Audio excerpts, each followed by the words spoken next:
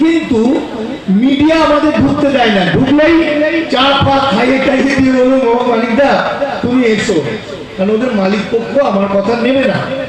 সেখানে শুভেন্দু অধিকারী বলছে যে আমি 50,000 লোক নিয়ে দাঙ্গা লাগিয়েছি, আগুন লাগিয়েছি মুর্শিদাবাদে।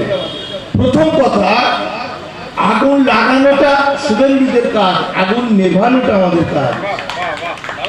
আমরা যারা আছি আমরা দাঙ্গা লাগানো নয়, দাঙ্গা বন্ধ করা, দাঙ্গা বিরোধিতার জন্য আমাদের জন্ম হয়েছে।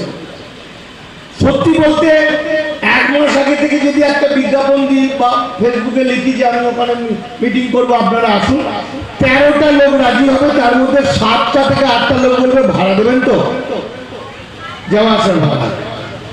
আর শুভেন্দু বলছে 50,000 লোক দিয়ে দাঙ্গা করেছে। তাহলে কত কত ক্ষমতা আমার, অথবা কত বড় মিথ্যাবাদী। তাহলে এই মিথ্যা কথাকে ঢেকে আমি চরম সত্যি কথাটা মানুষের কাছে বলতে হবে। তাহলে বলতে গেলে কি করতে হবে? এমন কিছু ক্যারিকেচার করতে হবে যেটা মানুষের দৃষ্টিটা করে তারপর আমি সত্যি বললাম, পরে ক্ষমা চেয়ে নেব।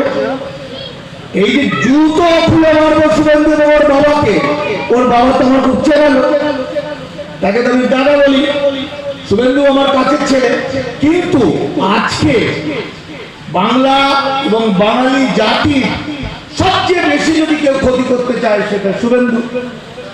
বলে আমি বলতে চাইছি, আমাকে ভুল বুঝবেন না, আমি আসল মালিক নই, আসল মালিক আমি একজন লেখক। আজকে যার